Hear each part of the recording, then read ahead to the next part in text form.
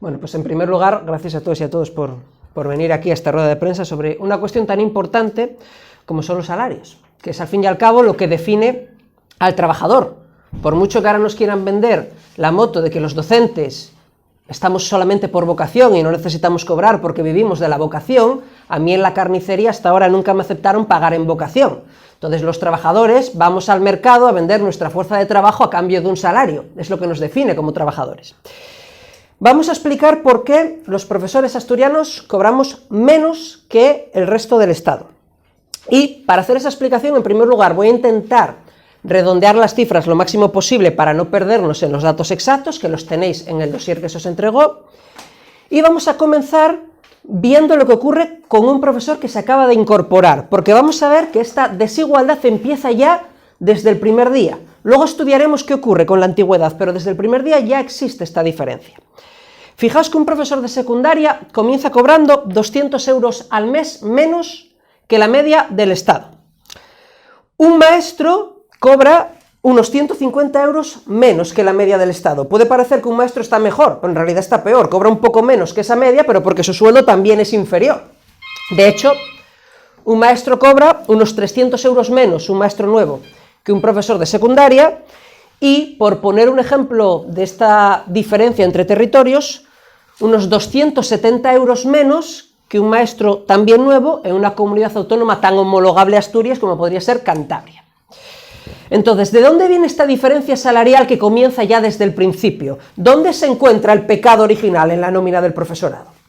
Bueno, para ello lo que vamos a ver es que la nómina se divide en varias partes. Tenemos por un lado el salario base, ese lo fija el Estado, salvo en aquellas comunidades autónomas que tienen un concierto económico, por lo tanto ahí no hay diferencias con otras comunidades. Hay un complemento de destino que está relacionado con en qué puesto del escalafón considera la administración que estamos los profesores. La administración decide en qué puesto estamos, a qué altura, cómo de importantes somos. Y luego hay dos complementos que es donde la comunidad autónoma tiene realmente gran capacidad de gestión. El complemento específico, cuya cuantía la decide la comunidad autónoma, y un complemento autonómico que la comunidad autónoma puede decidir crear o no. ¿Dónde está aquí el primer problema? Asturias decidió, y esto es una decisión política, porque cada una de las comunidades autónomas en el marco de su soberanía decide cómo regula esto. Asturias decidió tener un complemento específico más bajo que la media del Estado y además decidió no crear un complemento autonómico. Otras comunidades autónomas tienen un complemento específico mayor que el nuestro y además tienen un complemento autonómico. Asturias decidió no crearlo. Esto es una decisión que toma el gobierno. La tomó desde el principio y desgraciadamente de momento no la ha revertido. Entonces, ¿qué comunidades autónomas cobran menos que nosotros? Bueno, voy a deciros 4, pero luego os voy a decir que tiene trampa, en realidad ninguna. Las 4 que en teoría cobran menos serían Canarias, Baleares, Ceuta y Melilla. ¿Qué tienen esas 4? Que como consecuencia de su geografía, de sus peculiaridades geográficas, tienen un complemento adicional que hace que en realidad cobren más que nosotros. Ese complemento pues está más que justificado por esas cuestiones que tienen, pero hace que en la práctica seamos la comunidad autónoma que peor paga a sus docentes. Entonces, una vez que existe esta realidad y desde el primer día los docentes asturianos cobramos menos que la media del Estado, hay evidentemente un malestar en el profesorado por esta situación. ¿Cómo lo resuelve la administración autonómica? Bueno, lo resuelve llegando a un pacto con dos sindicatos que son AMPE y UGT, que es la creación de lo que ellos inicialmente llaman carrera profesional. Realmente no se llama así porque no es una carrera profesional, se llama así coloquialmente, pero es un plan de evaluación, en el que ellos pretenden decir que con esa forma se soluciona esa diferencia salarial con el resto de territorios. Ya empezamos ya con algo extraño. Si tenemos una diferencia por estos complementos y queremos igualarlo, dame ese complemento. ¿Por qué no me lo das? Bueno, ya es extraño que busquemos otras vías alternativas a las que está aplicando todo el mundo. Pero vamos a ver si ese sistema al menos funciona y si es justo. Y la respuesta es que no. Entonces voy a explicar cómo funciona ese plan de evaluación. En primer lugar, hay una hoja con una serie de ítems que tiene que cubrir el director, porque está evaluando al profesorado. Bien, no todo el mundo puede ser evaluado, hay que llevar al menos 5 años. Si no llevas 5 años en el momento en el que se abre el plazo, ya no vas a poder ser evaluado. Como siempre se abre en primavera, y la gente suele empezar a trabajar en septiembre, en la primavera en la que llevas los 5 años todavía no lo tienes, con lo cual al final tienes que tener 6 años. Bien, en esos ítems que evalúa el director, muchos de ellos son suficientemente ambiguos y abiertos como para que entre todo. Por ejemplo, hay un ítem que habla sobre estar dispuesto a colaborar con los proyectos del centro. Claro, puede ocurrir que un equipo directivo quiera imponer trabajar con una metodología concreta y que un profesor, en el ejercicio de su libertad de cátedra, no utilice esa metodología o sencillamente no sea la que mejor se adapte a su materia o a su grupo. Bueno, pues el director puede considerar que no está colaborando en el proyecto. Hay una parte en la que habla de disponibilidad, porque aquí volvemos a la vocación. Aquí nosotros no nos tratan como trabajadores, nos tratan como personas que estamos aquí por puro amor a la enseñanza y tenemos que estar dispuestos a todo. Entonces puede ocurrir que un director que considere que no estás dispuesto a hacer muchas más horas extras no remuneradas, que no te apetece venir por la tarde a pintar la pared de tu aula y a quitar los descolchones, pues puede que no te marque ese ítem. Es decir, para cobrar un complemento que todas las demás comunidades autónomas tienen de oficio, yo tengo que pasar por mi director y tienes que lograr que tu director, como mínimo, no te tenga ojeriza. Entonces, aquí ya hay algo que rompe el principio de la negociación colectiva y que vulnera seriamente los derechos de los trabajadores. Pero vamos más allá. Para eso primero nos tienen que evaluar. Para ser evaluables hay que tener un mínimo de asistencia. Ese mínimo es realmente, bueno, la verdad es que puede uno faltar muchos días y aún así cumplirlo. Entonces hay quien dice que este mínimo es para combatir el absentismo laboral. No, el absentismo laboral se combate si estamos hablando de ausencias de una semana, de unos días, no de varios meses. Ausencias de varios meses solo ocurren cuando lo que tiene una persona es una baja por una enfermedad grave. Es decir, hablando en plata, este sistema lo que dice es que si una persona con un cáncer está luchando por sobrevivir y ese año no puede trabajar, la vamos a castigar quitándole una parte de su sueldo. Eso es inhumano. Esa brutalidad inhumana no ocurre en ninguna otra comunidad autónoma. Y a eso estamos sometidos al profesorado asturiano, gracias a este genial plan de evaluación pactado por la administración, por el gobierno asturiano, con los sindicatos AMPE y UGT. Ahora bien, después de todo esto, ¿se logra alcanzar al resto de trabajadores del Estado? La respuesta es no. La respuesta es que como estamos durante 6 años perdiendo dinero respecto a la media, y en el famoso primer tramo lo que hacen es superar un poquitín la media, cuando acabas no compensas, por utilizar números redondos. Imaginaos que estáis cobrando 100 euros menos todos los meses y de repente yo ahora os digo, bueno, ahora en vez de eso vais a cobrar 10 euros más. Ya, pero es que 10 es menos que 100. Si yo estoy 6 años cobrando 100 euros menos y luego 6 años cobrando 10 euros más, sigo perdiendo dinero. Entonces, a partir de ahí hicimos un cálculo estimando ya la antigüedad y estimando trienios y sexenios para ver a partir de cuántos años el profesorado asturiano logra ahorrar, logra obtener la misma capacidad adquisitiva que la media del Estado. Y nos encontramos con que el profesorado de secundaria tarda 14 años y los maestros 17. Porque este famoso plan de evaluación no solo no logra homologarnos al resto del Estado, sino que la brecha salarial que ya existe entre el profesorado de las distintas etapas aumenta. De nuevo es una decisión política. Este plan lo han ideado ellos. Podrían haber hecho que ese complemento fuera igual para ambos cuerpos. Y han hecho lo contrario, que sea el doble para secundaria que para primaria, es decir, donde ya hay una diferencia salarial, la aumentamos en vez de disminuirla. Si os dais cuenta, todo el plan va orientado hacia el mismo sitio, hacia una estratificación mayor de la enseñanza. Ese es el verdadero objetivo. No es homologarnos con el resto del profesorado, porque, como es evidente, acabamos de demostrar, no lo hace. Tardamos 17 años en ahorrar la media, lo que ahorra la media del Estado. No nos homologa al resto de trabajadores del Estado. Lo único que logra, y esa era la intencionalidad real del plan, es 1. Estratificar aún más al profesorado asturiano y 2. Intentar que el profesorado esté sumiso a sus equipos directivos, de forma que si la administración logra, y recuerden que la LOMLOE no acaba con ese punto de la LOMCE que va dirigido a eso. El objetivo de la LOMCE era que los equipos directivos terminaran no siendo como ahora profesores, sino gestores puestos por la administración. Si la administración controla los equipos directivos y el equipo directivo a través del plan de evaluación controla al profesorado, ¿qué es lo que logramos? Tener un profesorado sumiso, un profesorado controlado. Y eso es un riesgo para el sistema de educación pública. Es un atentado contra lo que pueden ser principios fundamentales como la libertad de cátedra, es un atentado contra la pluralidad de la escuela pública y es un atentado contra nuestros derechos como trabajadores, porque nos obliga a arrodillarnos ante el capataz para poder cobrar lo mismo que los demás.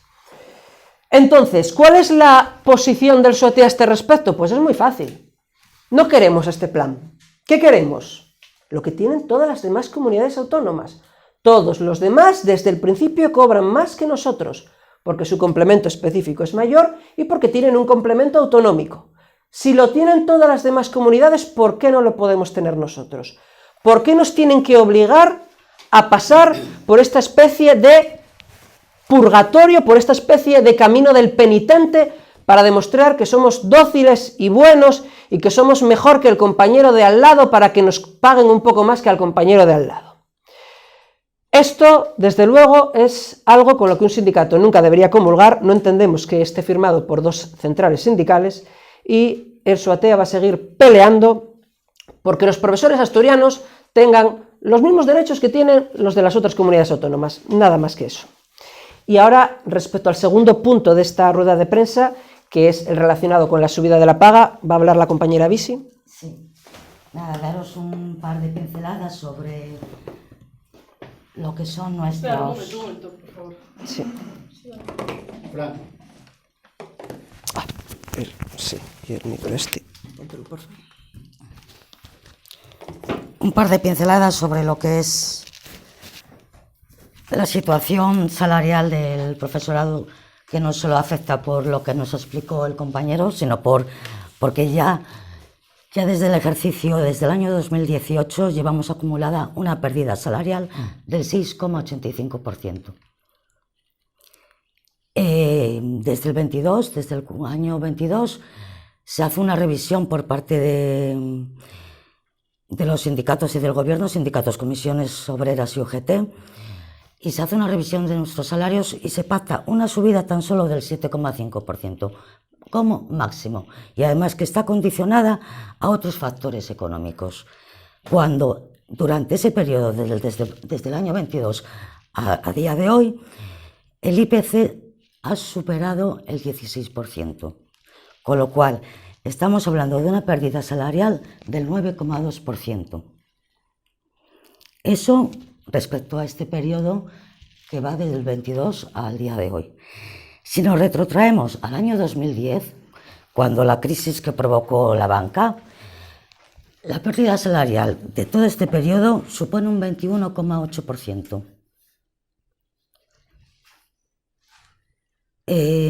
La respuesta tanto del gobierno como de los sindicatos es negociar subidas tan ridículas que no llegan ni a cubrir el porcentaje de IPC y con lo cual la brecha salarial cada vez es mayor.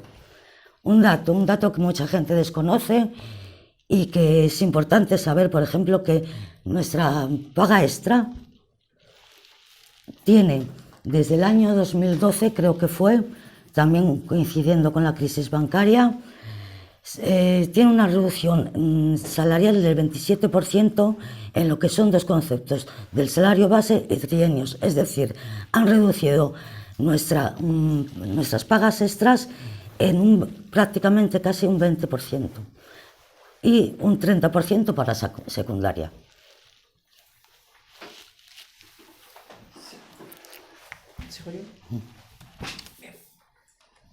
Volvemos con el cambio de micrófonos, así que si necesitáis ajustar algo, pásame por favor.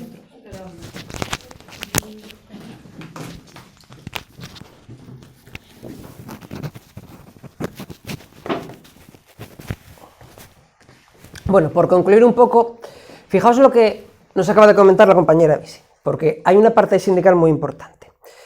Si a mí me suben el IPC todo esto, si los precios suben todo esto y el sueldo me lo suben esto, Entonces, la diferencia es el poder adquisitivo que estoy perdiendo. Básicamente, si a mí me suben el IPC, me suben el precio del pan un 12%, y me suben los salarios, pero no me lo suben tanto, a mí pueden estar subiéndome el salario en euros, pero me están bajando el salario en barras de pan, y a mí los euros me sirven para comprar cosas. Entonces, si cada vez que yo voy a comprar puedo comprar menos pan, por mucho que yo cobre más euros que antes, a mí me están recortando el sueldo. En barras de pan me están recortando el sueldo.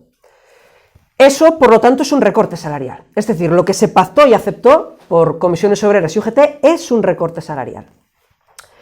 Yo podría entender que estos dos sindicatos vendieran esto como impedimos que el recorte fuera mayor. Eso lo podría entender. Es decir, a veces uno es capaz de salir de una derrota diciendo perdí la guerra pero evité la masacre. Y eso puede ser entendible. El problema es cuando esto se vende como un éxito. ¿Cómo es posible que las dos centrales sindicales mayoritarias acepten un recorte salarial, lo vendan como un éxito y vayan haciendo campaña diciendo que de hecho es un aumento salarial?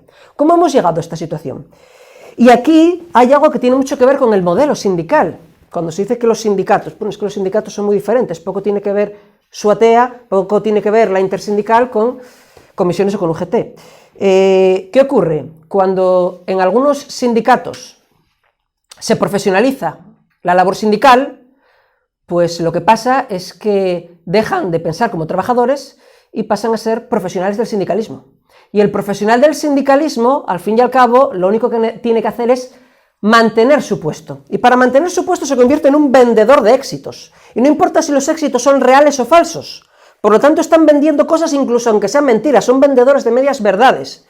No se dedican a lo que se deberían dedicar, que es a organizar a la clase trabajadora para revertir este recorte, sino a venderlo como un éxito.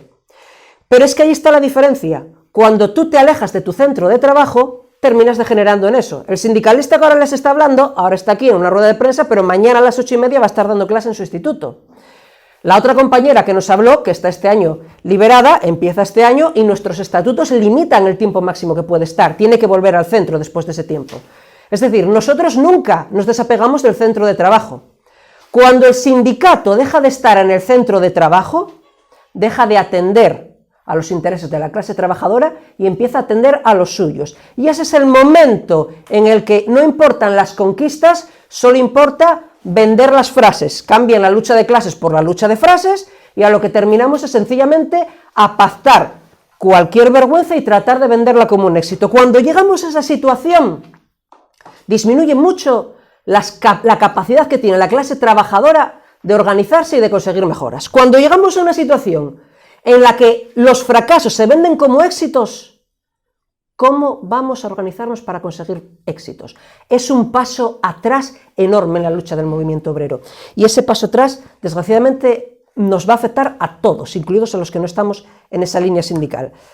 Así que lo único que queda es reorganizar la clase trabajadora, volver a recordar que el sindicalismo no se puede hacer si se está uno muy lejos del centro de trabajo y volver a pelear por lo único por lo que tenemos que pelear, que es por nosotros mismos, los trabajadores. El problema es cuando nosotros mismos ya no estamos incluidos en el concepto los trabajadores, ahí es donde todo se pierde.